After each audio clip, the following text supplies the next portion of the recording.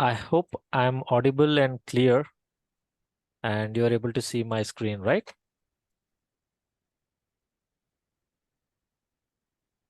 Yes. Okay. So Yes. I'm just coming up with a small presentation in front of you, right? Data to insights journey, right? This is our objective. So if you see in the current world, every activity is being done online with small education system, finance system, retail system, every system. If you just think of in a Spark, just see an online system, we call it as, or something that we say that, okay, why don't we capture this data, or is data is available, or every one of our talking as a data, right? So data is a kind of new oil, right? Currently, in 19th century, if you have something oil in our country, then we are the richest countries, right? Similarly, in the current world, and not in the current world, in the upcoming century also, Yes. whoever having data, whoever is having the data with them, quality of data, okay, those data is with them, that they are going to lead the world and their country is going to be uh, very prosperous, right? And now why we are saying if we have data that we are going to be a front runner? The reason because is it is going to tell us what we are doing, what a family is doing, or what a city is doing, or what a is country is going to do, right? If I take a small example of our medical history, right? We all go for the hospitals, right? Whenever we are going to the doctors, that's an activity that happens, and we interact with the doctor and doctor prescribes something, and if we are following that one, all these activities would be captured. For one person, yes, we can write on a piece of paper or on a booklet, we can write and we can capture. How about 10 persons? How about 100 persons? So how about a 1 million persons, right? So a data is growing because the number of people are going using that one, right? Similarly, when we go to the retail shops, shopping mart, we do the purchase, right? This month I have gone to the supermarket and I purchased. That information I can store over a piece of paper. But every month I go to the shopping mall. Like me, my friends, my colleagues, everyone. So how the data is growing is earlier data is in MBs or GBs. Now it is going on terabytes and petabytes, right? And not about storing these in a structured form. Now we are getting the data that is in the unstructured form also. So if you see this diagram, just showing you, this is all about incoming data that just now we discussed. Data is coming in different ways, either in activities we were performing, either based on some analytics, based on some experiments. So we are supposed to organize those data in a fashioned way. That is where we are going to take the help of SQL database, right? And if you come to the SQL database, in the market, there are a lot of SQL databases are there. Everyone like Oracle, Microsoft SQL, PostgreSQL, everyone is providing. And we have taken the best of it is PostgreSQL because it's a open source, completely free of cost. You don't need to purchase and complete license, and it is going to give the full version of the database features, right? At the same time, if you see here, we have a storage, machine learning, HD, okay, Hadoop insights, all these things. So nowadays we are seeing these social platforms, Twitter, Facebook, everything. Now in that we don't have any way that organizedly that data is placed, right? Everyone is going to store the data on their interest. Suppose if you want to send a tweet, another person is going to send a tweet over it. Some person is not going to tweet in text, they are going to put a message. I mean, in an image form or GIF form. Now we should be having the capability to understand what's their emotions, right? So all this data, thousands of records, not thousands, millions of records in the current world, they are continuously processing those data, and we have a data factory. On top it, we have a business intelligence tools like Power BI, Tableau, right? And other, even Google is providing some BI tools. Amazon is providing BI tools, a lot of things, right? And if you ask me, hey, Harish, do we need to know all these things? Definitely not required. But we should be knowing some of the tools like in database and SQL database, like PostgreSQL, in Microsoft Power BI. And in the BI, we are going to learn Microsoft Power BI, right? And whichever tool we are picking, my simple thing is that we should be very strong in that fundamentals of that tool so that our career is going to be progress exponentially. No doubt about it. I'm going to guarantee you, not warranty, it's a guarantee. The thing is that if you are learning whatever the database, we should be very clear about the fundamentals of it. Secondly, at the same time, a business intelligence tool, whichever we are learning, a Power BI, Tableau, or a Google business intelligence tools, that we should be starting from the basics, right? And in our course, myself and Lakshmi, we had a lot of discussion while structuring this course. And the first thing what we came to know is that the students, those are coming to our classes, is they are completely new to the computer world or IT world. Okay. And they have an ambition to switch from their current career, which would be a non-IT or entry level in IT, to the IT world, right?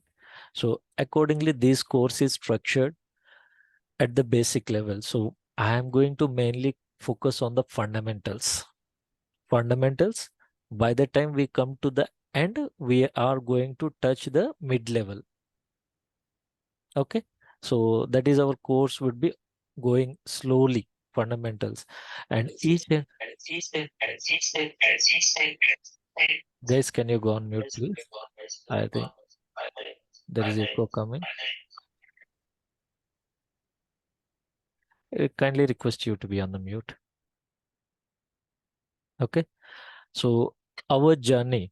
So going to start with collecting the data, storing the data in the organized way, and creating a data model. So if you see, if we are constructing an house, first of all, we are going to create the model of the house, or we call it as architectures are going to use a blueprint of our house. Similarly, when we want to create a reporting, that first of all, we need to create our data model. So for that reason, I have included an SQL, that is PostgreSQL. And once we have a clear understanding about the data model, then we are going to enter into the Power BI world, and we are going to use all the features in the Power BI, and we are going to create different visuals. And finally, we are going to present a meaningful insights or a dashboard that is looking on your screen, right? So we can directly start with Power BI. Okay, that's not a big deal. I mean, everyone can start it, but having the understanding about the underlying data is very important. That is the reason I structured this course in a way that 10% understands about data warehousing concepts, right? And 30% is going to be about the SQL, PostgreSQL, and rest of the 60% is defined as a Power BI, right? So this is the three parts. Our course is just structured in the three parts, right?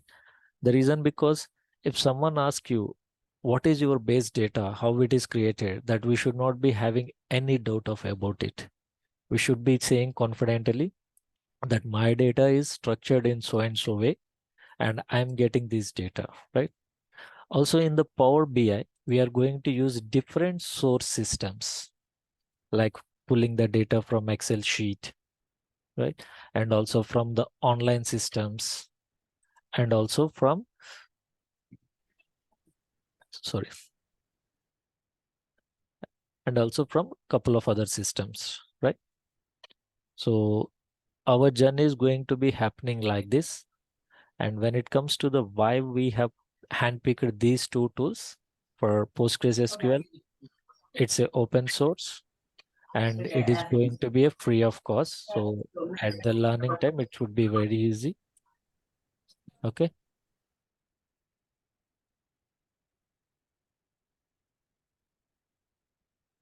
Fine. And when it comes to the Power BI, why Harish has picked up Power BI, right? The reason because Power BI is developed by the Microsoft Office, right? We all know whenever we started into the IT world, the first thing we see is Microsoft Word, Microsoft Excel, Microsoft presentation, all these things. Now you can say that Microsoft Power BI is a brainchild from these tools. So whoever having basic understanding about these Microsoft Office tools, they can easily understand about the Power BI also with uh, minimal support and practice, right? And all our courses is going to be recorded in the YouTube. Uh, recorded in the Zoom link, and I'm going to upload in the YouTube. And why I'm doing that one is because everyone follows YouTube, so that whenever you are traveling, whenever you have a leisure time, you can easily watch those recordings, repeat our class again and again, so that you can easily practice, right? So that's about the course and how the course is going to be organized, right? And by the time we are at the end of the class, we are going to be knowing uh, about data factory and Power BI. And finally, we are going to create a interesting reports, right?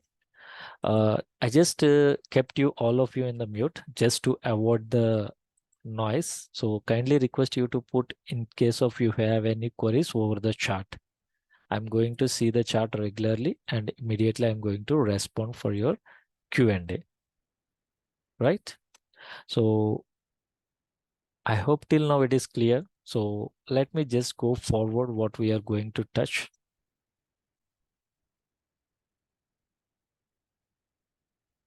Right. So, our three topics, which I just explained you, data warehousing, PostgreSQL, Power BI, right? So this is a perfect combination for students who want to be entering into the data world, right? And in each of this one, like we are going to touch data warehouse concepts. After that, in PostgreSQL, I'm also going to let you know how to get this software installed. And we are going to cover DDL and DML. DTL means data definition and data manipulation. Means how you can create a database in the database management system and how you can create the tables in it and also how you can update it. And mainly we are going to use the SQL queries, right? So in database system, we are going to learn SQL, structured query language. Okay, so that is done. So I've been not, I just introduced about myself, but again, I'm going to repeat that one. Okay, uh, definitely at the end of the class, right?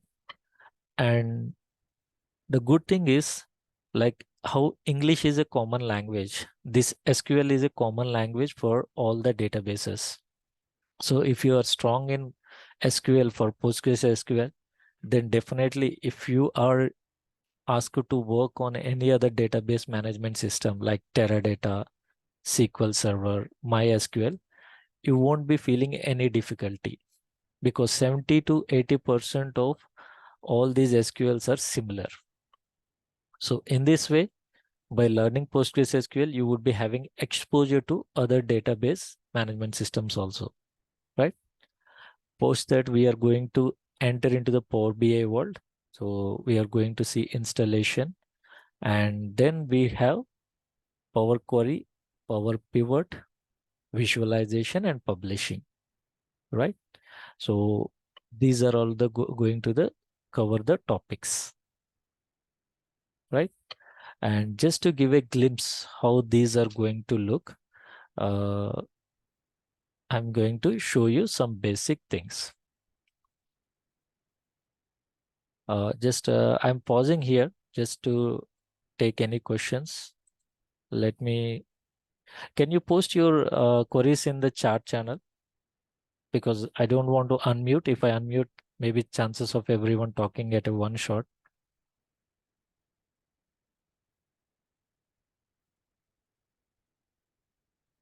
Any questions, you can post it into the, someone asked me about introduction. So this is Hari, I'm from India, and I'm having around 13 years of experience in the data related projects.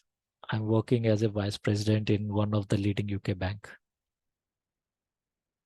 And I'm going to be your coach for next 3 weeks, making sure that you are learning all the fundamentals those are required.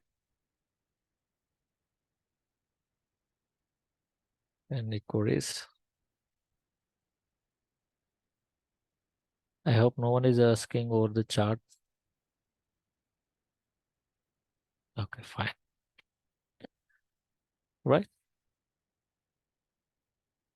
So this particular document, I'm going to share you this document along with our class structure. Okay, how is going. But just to give you a glimpse how this PostgreSQL has, let me show you some openings in the US. How long is the class per day? Okay, now I'm going to get good questions. Let me answer these questions one by one. Is this relevant to Scrum? Yes, to some extent. Suppose if you are working as a project manager in any of the data warehousing or data analytics, right? Or reporting tool projects. So you are going to help. Suppose if you are a Scrum Master, considering the project you are delivering is a Power BI reporting or any analytics, data analytics project, then you are going to have a sound knowledge about how these tools and everything works, and you can be contributing to your project to more extent. Okay. Second question, how long is the class per day? So our class is going to be 1 hour, right? And but I'm going to open the class 15 minutes before so that we can have a Q&A section. And after the class also, I'm going to stay for some time to take any questions, answers, or anything, any queries. Are we also going to learn joins? Yes, joins are also one of the class in our SQL query part. So we are going to learn about inner join, left outer join, right outer join, and we are going to learn all the foreign keys. Okay, fine. I have given a pause, definitely, right? Thank you very much. So let me show you how the PostgreSQL and the Power BI looks just at a high level.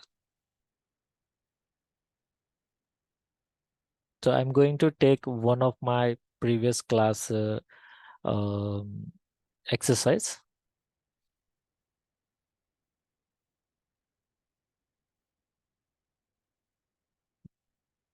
And in the job opportunity wise, definitely for these particular tools, we have a good opportunity. Suppose if I search Power BI jobs in London, so just I'm going to show you, see, these are all the jobs. And description, more or less, at least 2 years of professional experience, research, excellent spoken English, resume, source of methods, tools like this. And if you scroll down, definitely you are going to get whatever the requirements are going to be. People analyst special, right? And similarly, I just searched some jobs in the Power BI world in the US, Power BI principal consultant, professional insight, see, data automation specialist, senior IT. Uh,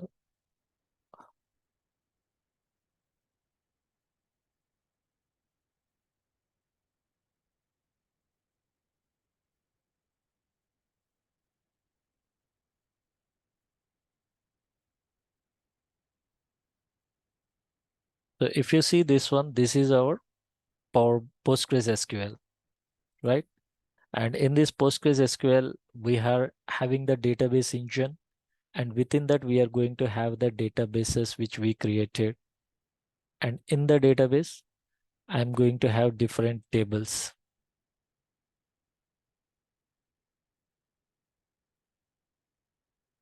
So if I open my previous exercise, formology.sql, so we are going to learn you how to create a database, how to create the tables.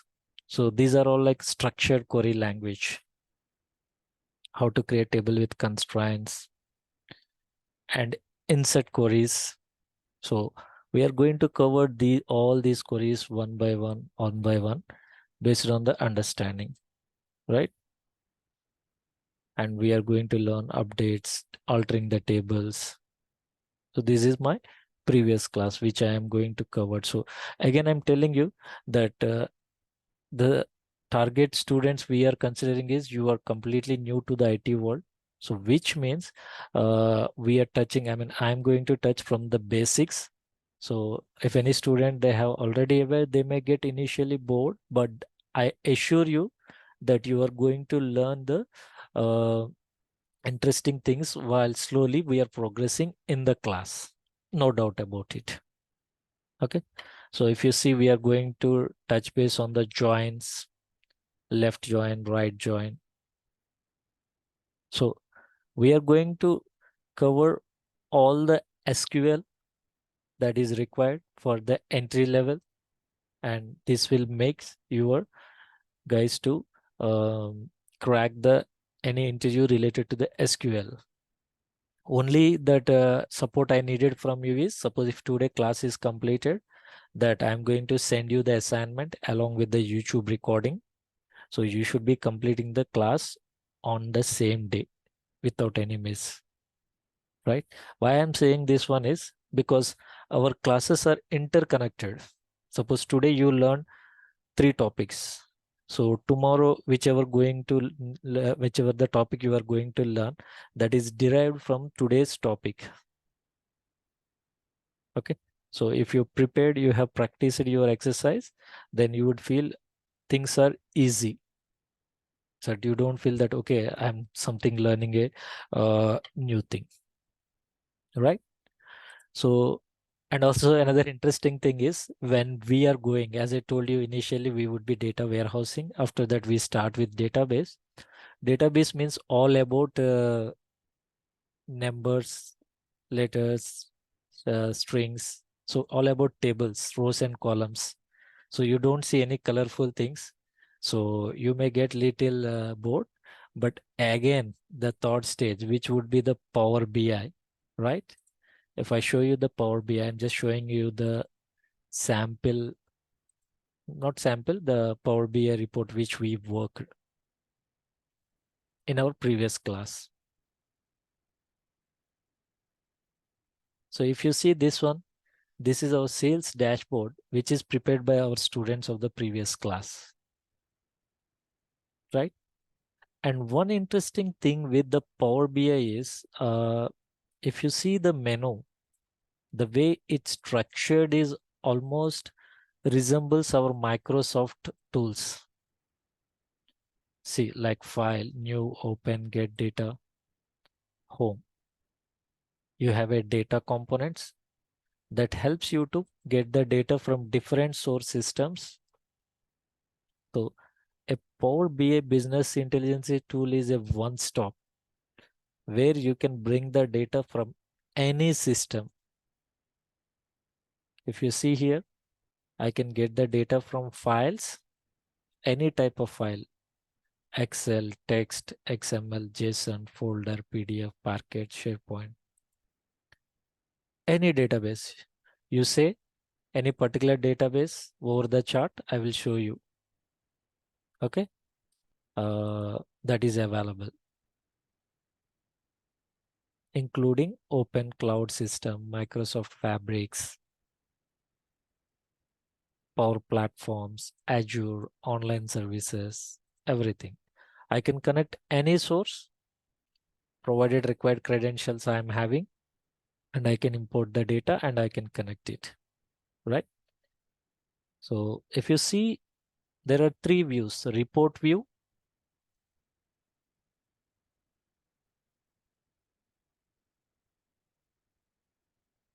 sorry, I'm just admitting a couple of students.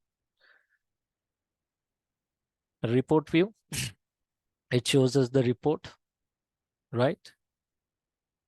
Table view, that shows the data, all my tables. And the interesting thing is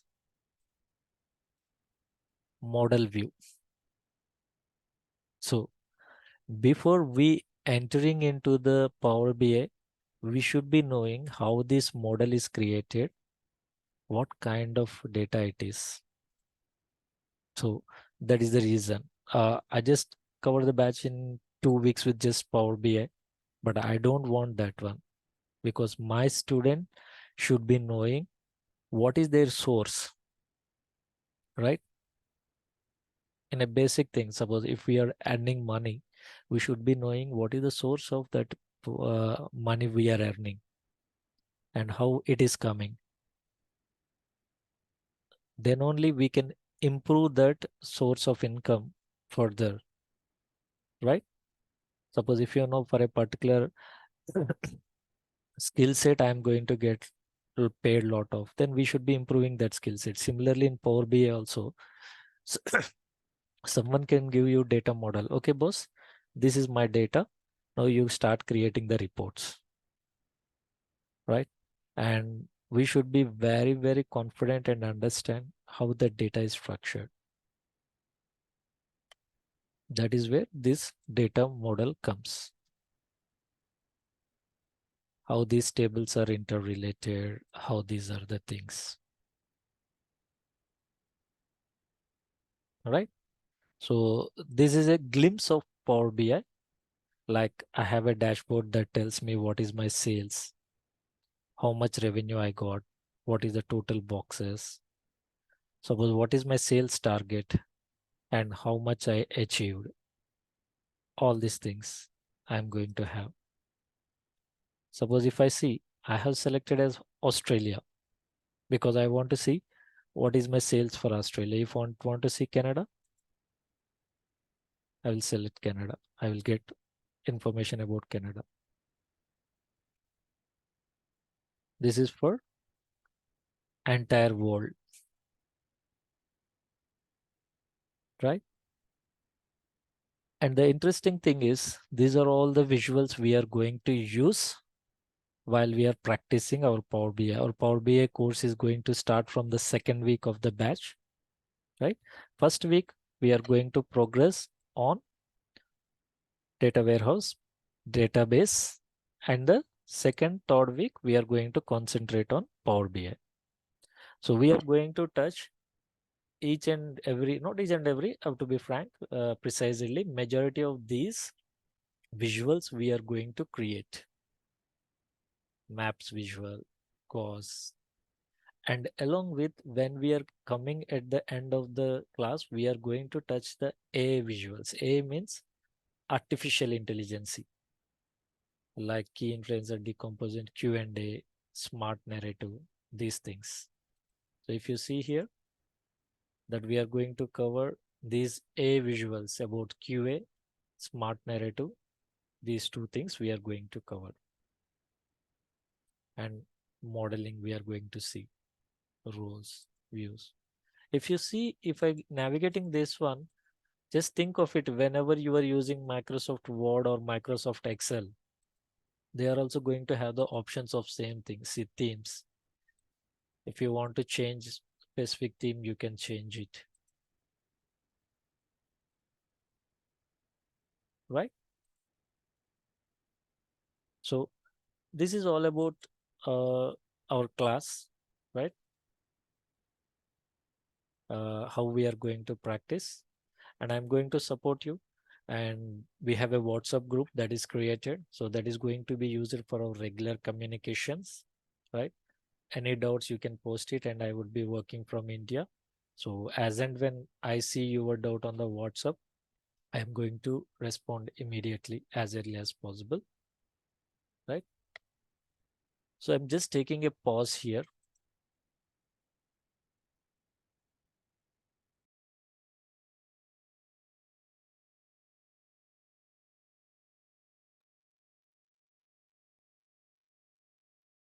Hey all, my bad. I think I just didn't restore the recording, but don't worry. I'm going to cover this one.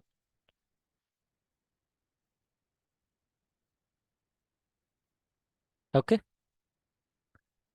So I will going to repeat this one. Don't worry. And so that I will cover it the recording. So if you see here, we are going to call this one as online transactional processing. That means all the transactional information is going to be stored in these databases, right? Now, whenever you go and see a retail shopping mall, there would be lot of crowd. Everyone want to hurry that their billing should be happen very fast. That means these systems should not be having any impact to their performance, right? So to make sure that these systems are working well and we are getting required reports, we have introduced a data warehousing concept. So again, data warehousing is another databases.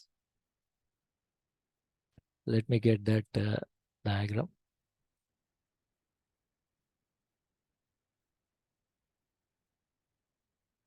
Data where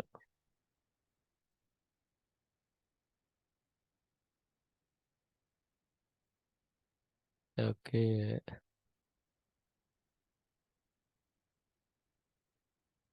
Yeah, I will take this one. This one I will take. Right. Now, if you just apply to this one. So if you see here, we are going to have a relational databases like ATM database, loans database, credit database, right? So all this data, we are going to take a copy into the staging layer, right? Say, suppose end of the day. Today we have a end of the day, all our businesses closed and we shut down our shops. Then we trigger a data warehouse process where it will pull all the relational data into the staging layer, right? And from there, we are going to create a central warehouse. That means we would be organizing this data that is there at the granular level. Suppose in the relational database, our data is going to be there at the granular level. Suppose if you've done a transaction, it is going to have a customer ID, customer name, his account number, all those things. Whereas we aggregate this information and we are going to put all this information in the central warehouse, right? On top of this one, we are going to create cubes data marts. And this is going to be used by our BI tools or reporting tools, business intelligence. So if you see our process, how our data journey goes, registering the data, which you all are seeing currently while you go to a shopping mall, while you go to a picture, or while you go to a tourist. Suppose nowadays, how data is being collected is for year-end activity, for year-end Christmas.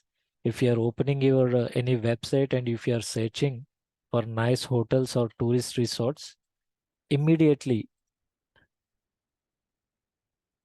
they are reaching out to us. Why is it? Because our information is captured here and that is collected by the data warehouse and they are going to do the recording. And finally, our business intelligence tells, hey, this customer, Lakshmi, Hari, or if he is searching for hotels, so send best offers per him, like that. Okay. So I got a question, is this data architecture with respect to the Power BI? No, not respect to Power BI, but this is a kind of a building block for Power BI. So if you want to create a, the Power BI is going to sit at the right side of this one. Okay, on the right side, BI tools and reporting. Now, before starting this one, we should be having an understanding how my data is coming, what are the systems, from which systems I collected data, and how it is centrally stored, and what kind of data models I created, right?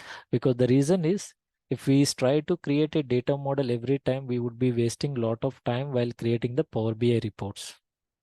So we should be creating our data model in a way that it can be used by multiple Power BI developers reusing, so that we would be saving the cost and the time, both of them, right? So if I just go for a theoretical one, whatever now I explained. So it's a central repository of information that can be analyzed and make more informed decisions. Data flows into warehouse from transactional systems, relational databases, and other sources, typically regular conditions. So if you see this one, here it is. Transactional systems flowing into the central warehouse, right?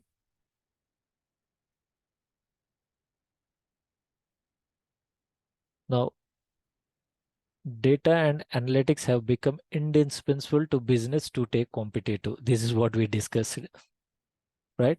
Business users rely on reports, dashboards, and analyticals. So we are going to prepare. So what we are going to learn is how to prepare a report, dashboard, analytics tools to extract the insights from their data, monitor business performance, and support make decisions, right? And that's a theoretical part. And how is a data warehouse architecture? A data warehouse is architecture made of three tiers. The top tier is a front-end client that presents results to reporting. So if you see here, the top tier, reporting tool and data mining tools, right? Analyze and data mining tools. So if you see we do the analyze part here, and data mining is understanding about our data, right? And data that is frequently accessed in the store. So AWS is providing different solutions. We are just not required of that one, right? And what is the benefits of data warehousing? Informed decision making, consolidated data from many sources, historical data analysis, data quality, consistency, and accuracy, right? So at this process, we are going to maintain our data quality and consistent. So if I put this one, here it is. So this is going to be a online transactional processing,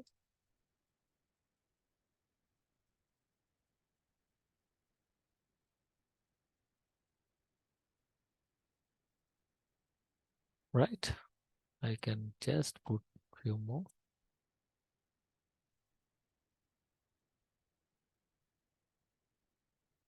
By that time we comes here, this is going to be a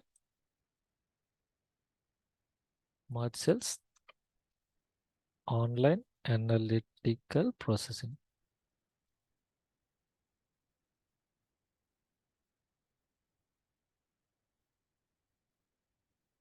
right?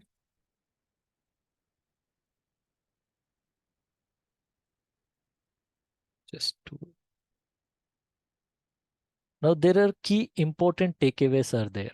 Whenever you are building a database for online transactional processing, right? The main requirement is these particular transactional systems, they are going to store individual records. Suppose if you came to the shop, they are going to store one record.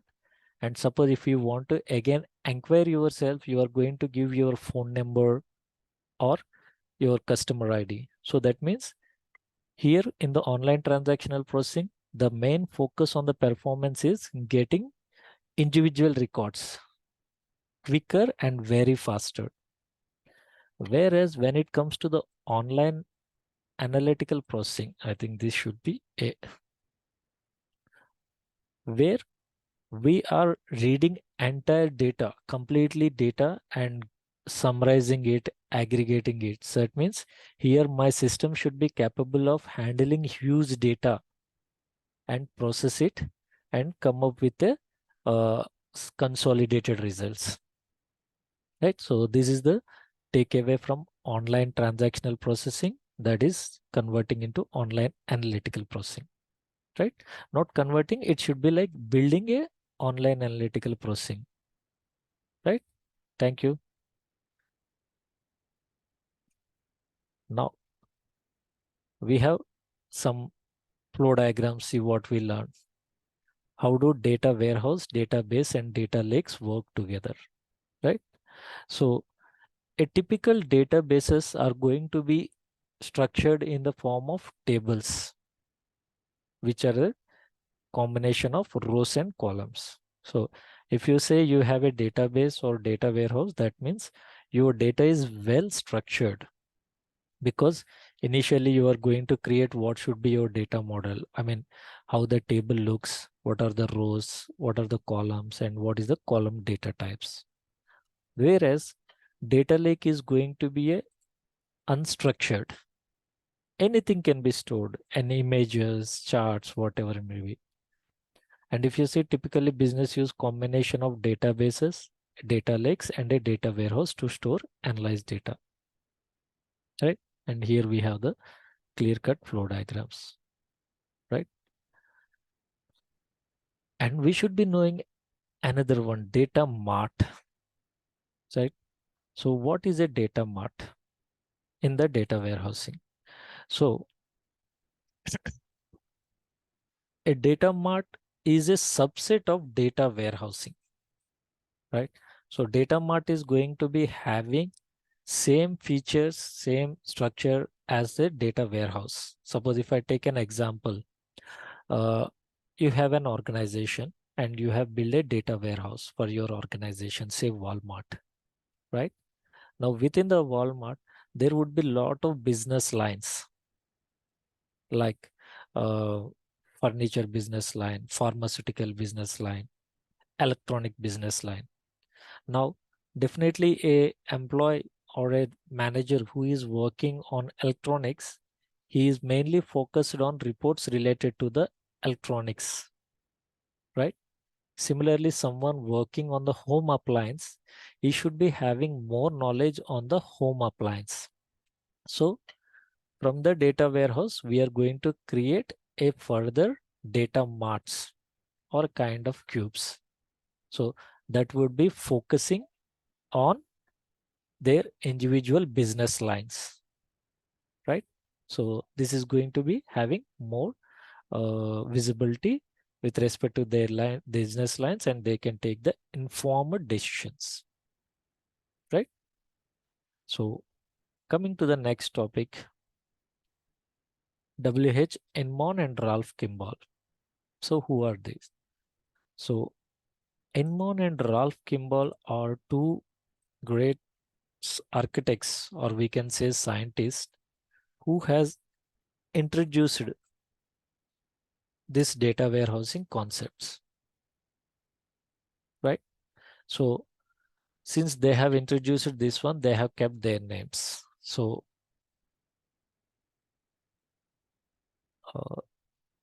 get your graduation. Yeah, right. So what they told is, so Ralph Kimball and Immol, they're the two great scientists. Now what they told is, Kimball is saying that, boss, you just build first data marts for each and every of your individual business lines, and then finally create a data warehouse by getting all those things. So this is a kind of a like a Scrum project. I think I'm sure many of you are have taken the Scrum project. In the Scrum project, what it tells, that it tells you first take a one small business unit or take a small module, build that one, release it to the customers and take the feedback. And on top of it, now start building other areas, right? Will you agree? So similarly, what Kimball has suggested is, no, I will start with taking each and every business line and I will get a data mart. And finally, I am going to create a data warehouse. On top of it, you can use your Power BI, Tableau, any Google reporting tools and present it to the business, right? So what is the benefit of this one? Set up, build quickly. Since we don't need to focus entire organization. So the build is going to be very quicker. Generating reports against multiple star schemas is very successful, right? Database operations are very effective, occupies less space in database and management is easy. Since we are creating as individual data mart for each business line. So suppose if I am a marketing guy, I know about my data mart and I'm going to pull the required reports, right? On the different line, Inmon has came. Now, Inmon approach is designed. A data warehouse was introduced by Bill Inmon. And this approach starts with a corporate data model. So now what Inmon is saying is that it's a vice versa of this one. So if you see the diagram, now what Inmon is saying, no, don't go and build the individual departments. Let us sit at the head office at the organization and bring all the SMEs from all the areas and let us start a warehouse at the corporate level, right? So this is what Inmon suggests. So what is the benefits of this one? The data warehouse is very flexible for changes because at the organization level, since you are doing, it would be easier to understand what is the last leg. Business process can be understood very easily. Reports can be handled across enterprise.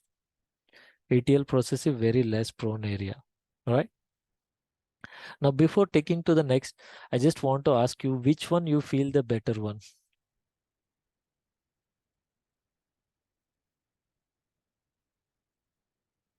Rolf Kimball or Inmon?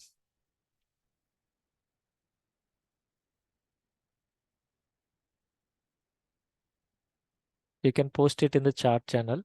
I mean, we have seen two architects, right, in the data warehousing. One is like Kimball, who says that, boys, build a data marts or for individual business line and build a top of it. Okay, I got a Kimball by Sagar. And Inmon is saying, no, go at an organization level and then build the one shot and then pick it. Okay, Louise also Kimball. No votes for Inmon. Okay, fine. So we will just see the differences. Okay. Let us come to the differences, what it would be. I have doubt now that cloud systems are in place. Are customers building data warehouse? Yes, Venkatesh. Yeah, definitely.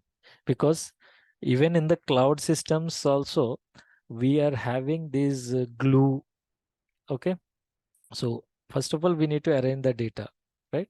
So cloud systems also having their own database models. Suppose if you see Amazon, they are giving a glue service as per my knowledge. Okay. Okay. So if you see the differences, I'm going to take this table to explain you more. Introduced by, we have learned this one. Approach, it has a bottom-up approach, Kimball, right? We see the individual business lines and then we will go. Inmon, it's a top-down approach. Data integration, it focus on individual business area. It focus on enterprise wide. So wherever you want to build an enterprise level data warehousing or data architecture, it is going to be. Build time, you guys are right. This one is efficient and take less time because we are going to build one by one business line. We don't need explain. When it comes to the in-mon, it is complex and consumes a lot of time. Obviously, because if I want to build something at organization level, I need to get all the SMEs from all the business lines. It's iterative steps of cost effective. Initial cost is very huge, obviously, because we need to put. It does not read such skills, but generic team will do. It needs a specialized skill. Here maintenance is difficult. So this is the only negative point for Kimball's approach, that here maintenance difficult. The reason because I will give a small example. This may come across in your interview questions also. So when you are building a Kimball's model, so each business line is doing their data mart, right? So if you take a marketing, in the marketing, they are going to create an employee table. Similarly, HR team, they are going to create one employee table. Similarly, there is another department, they are going to create employee table, because all these business lines, they need to capture their employee details. And which means we are going to have an employee table at 3 places. So that means we need to make sure that it is not duplicated or it is not complicated. So in that way, whereas in one side, what happened? If you have an employee, they are going to create one temple. All the employees would be there in that one only, and you can have another column called department to tell you these employees belongs to which business line. Similarly, if you have a vendor table, that's going to help who are the vendors, right? It prefers data in the denormalization model. It prefers data to be in the normalized model. So in Enmon, the data is going to be in the normalized model. Now I just need to touch base what is normalization and denormalization. Guys, I would request you to attentive on this one. Okay. The reason because uh, when we are dealing with Power BI, we are going to get the data from different tables which are interconnected. And what is that concept is called normalization and denormalization. Okay. Now for this one, let me open a document which I created, handcrafted that one, normalization and denormalization, right? So first of all, I'm going to give an example of a denormalized table. If you see my screen, and I would request you to post your doubts, guys, since we are just slowly going into the topics. As and when if you have any query, please put it over the chat. Okay. So if you see my table, this is a sales table. And it is having a sales information where Harish has purchased some electronic items like mobile, laptop, and his address and everything. Suppose when you go to the shop and if you purchase, definitely on the purchase bill, we are going to have all this information. Correct? And it's a one time. Similarly, I am going to purchase further. Like me, my friends are also going to purchase. But if you see here, every time my name, my address is going to be repeated. So think of it, in a city having 1 million customers, if they go regularly, right? And they purchase one or something. So if every time you are capturing their address, then you are maintaining your data redundant. On top of it, the space or the disk that we need to store this data is not coming freely, right? It's going to be chargeable for us. So if you are running a business, you are going to pay for our IT infrastructure. Now, and if you realize that you are storing the information repeatedly, same information, that means we are wasting our money, right? A denormalized table is like getting all the information at one place, but there is a high chances of data redundancy, right? So to address this issue, the normalization concept is in place. So now what the normalization does is that for each and every entity or an object, we are going to first capture their details. Suppose if you see here, I have a customer address table. I am going to store all his address information in the customer address table. Here I am going to maintain unique, right? Similarly, I am going to have a product table that is going to store all the product information, right? And finally, when I am doing my transactions, instead of calling the customer name and customer address, I am going to refer those IDs. So if I want a customer ID, customer information, then I will just refer customer ID 1 from the customer table and I'm going to get their details, right? And if you see here in the customer address table, again, city I'm not giving to give the name because city's name would be at least minimum 5 characters and it goes to 20 characters also. Suppose if you're storing all our addresses, suppose if we are sitting in a particular city, Washington, you have 1,000 customers or 1 million customer, then you are going to repeat Washington name 1,000 million times. So instead of completely storing these 7 characters, I am going to store their unique ID, right? So what happens? Suppose here if we take for me some 30 characters, this 30 characters I am just going to store with 1 character. So the space utilization is exponentially decreased, right? So, and the tables, those are going to be used to store the object information or entity information. We call them as a dimension tables. Okay. And the table that is storing all the transactional information or activities. If we are doing an activity, purchasing, doing a money transaction, those is called fact table, right? And how this relation is shown, let me show you in a simple diagram.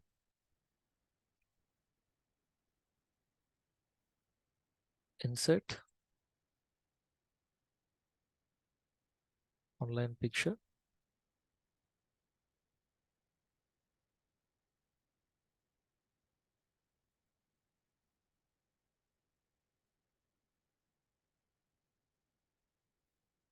I will take this.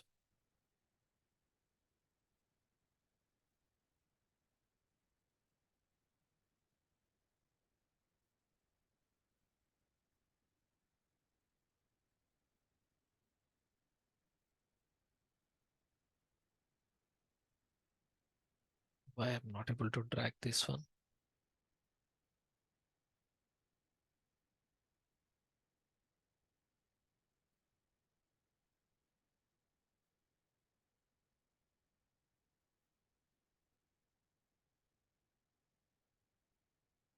Yes, you are right. It's a foreign key concept. Right? And we are going to learn in detail when we go to the PostgreSQL. Okay. So now if you see this one, our fact table, uh, here our fact table is this one, sales table or transaction table. Okay. Is going to have the facts about the transaction which we did, and it is surrounded by the dimension tables, which is going to have detailed information about say branches, locations, time dimension is very, very critical in the, not about data warehouse, in the Power BI also, because we are going to analyze the trends. Okay. When we come into the Power BI, I'm going to show you practically why we are learning these concepts. Okay. So this is the star schema. The reason because it looks like a star. We have a centrally fact table that is surrounded by dimension tables. So it looks like a star. So it is called as a star schema. Now, in our case, if you see here, again, our customer address further having another reference table, another dimension table to city table. So if you have this multi-level, then we called it as a snowflake schema, right? So based on the business requirement, our data model would be defined whether it is a star schema or snowflake schema. Okay. So I hope we covered data warehousing, data marts, star and snowflakes, normalization and denormalization, and dimension and fact tables, right? So we pretty covered all these topics. So I would be taking a pause to take the questions. Can you post your questions over the chat, please? So that I can quickly read them for you and answer it. Data warehousing is a very interesting topic, and as one of the person told that now everything is in the cloud, right? Even in the cloud also, the underlying what we call it's a fundamental is that one, how to arrange data in an organized manner, right? In a cloud also, we would be having difference, like we store documents, we store images. Now the relation between these are very important.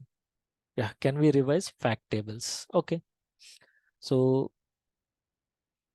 let me take this data example only, right? Or let me take 1 second.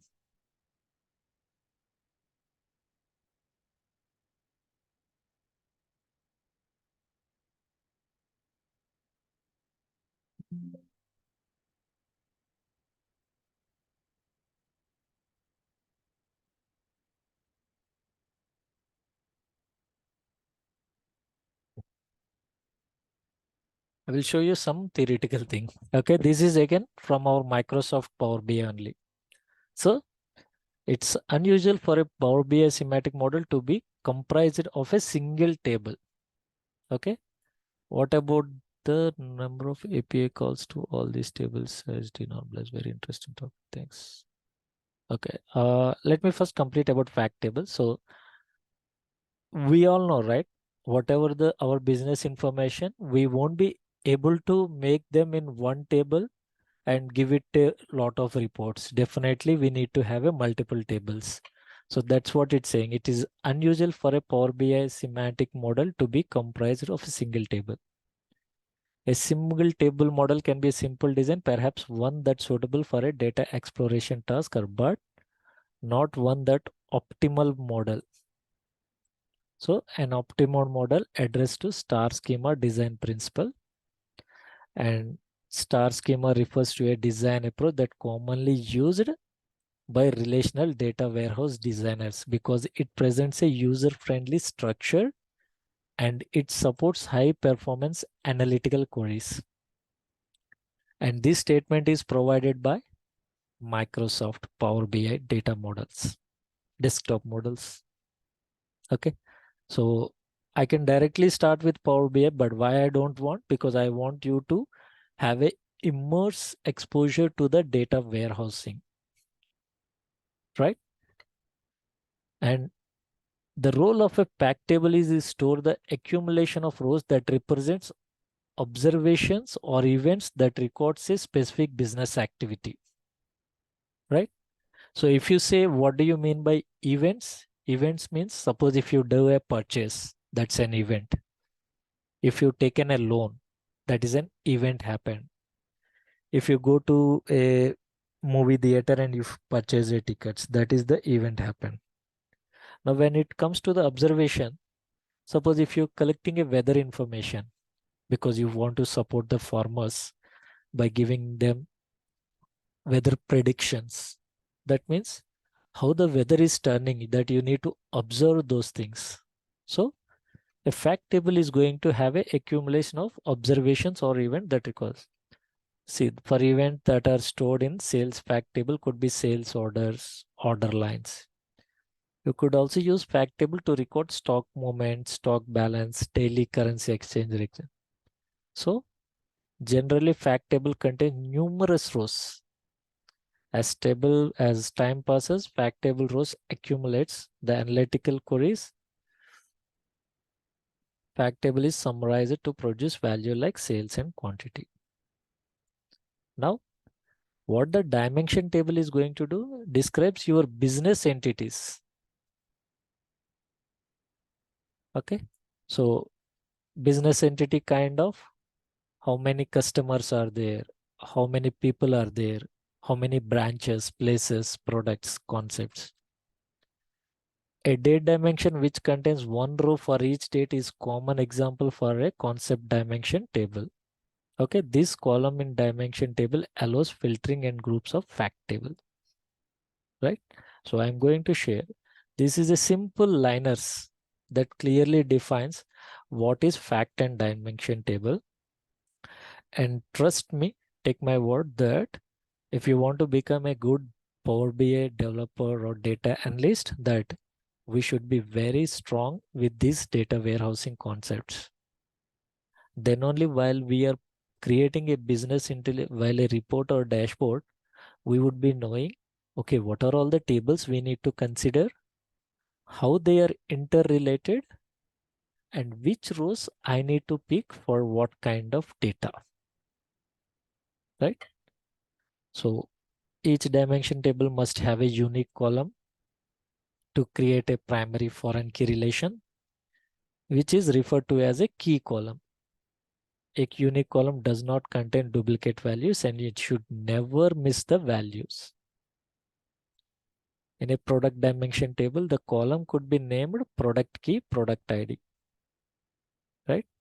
And there is a simple comparison is there, like a dimension table stores business entities, fact table stores events or observations. This is a classic statement. Okay. Table structures, data volumes can contain numerous rows, typically contains fewer rows, right? So a typical star schema is going to show you relate star schema, like you have a sales table, you have a date dimension connected to the date column, reseller information connected to customer information, see customer key, sales territory, right? So here we have a detailed description of this one. And this is going to look like a star. That's why we are calling it as a star schema. Okay. Any other question? My doubt is, what about the number of API calls to all these tables via denormalization? So API calls means, Venkateshwari, you are terming this about how we are going to do the select queries.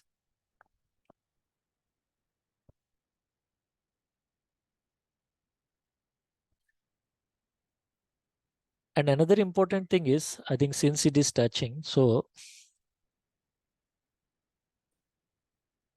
suppose if you want to pull a data from a denormalized table, it would be faster because all the information is sitting in the one table, right?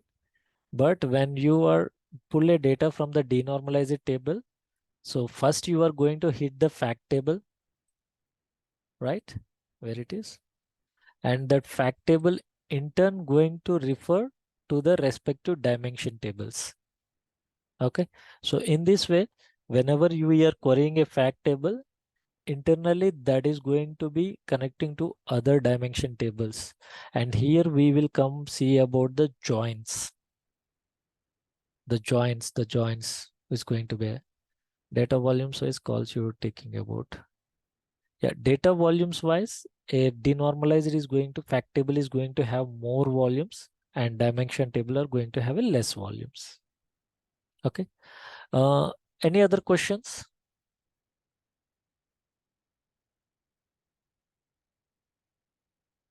Okay.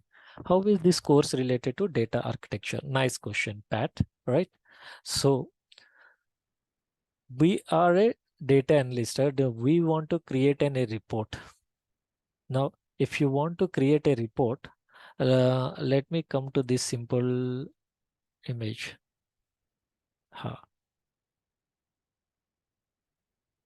Right? Now, if you see this one, if you want to create a report on Power BI, right, you need the data, right? Now, when we go to the Power BI and Power BI again is going to see the database, and there it should be clearly knowing how the data is architectured. Because if data is not in an organized form, then you are not going to get the right reports. A simple example, suppose if you have a customer table, which is having customer name, customer ID, and his date of birth.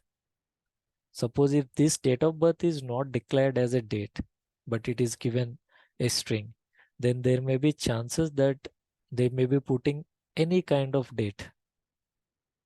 Then if you want to pull all the customers, those are adults, all the customers, those are minors, then your data won't be enough to take that call.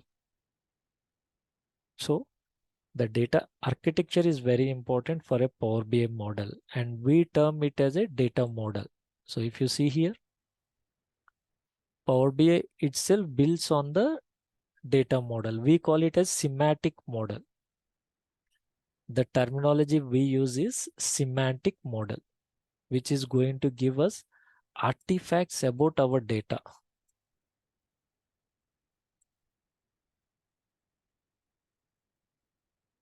Okay. And our main focus is on the to become a good SQL and the Power BI developer. Okay. Any other questions? Let me pause the class, stop sharing.